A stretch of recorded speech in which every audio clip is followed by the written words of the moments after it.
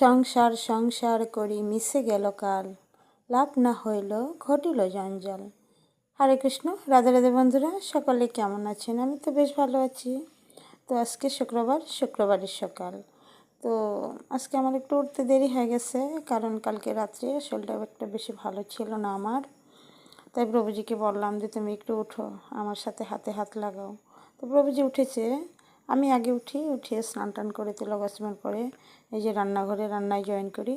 আর প্রভুজি উঠে স্নান করে তিলক করে ভগবানকে জাগানোর পরে ভগবানের চরণে ফুল তুলসী, ভগবানের আরতি ভাগবত পাঠ শেষ করলো।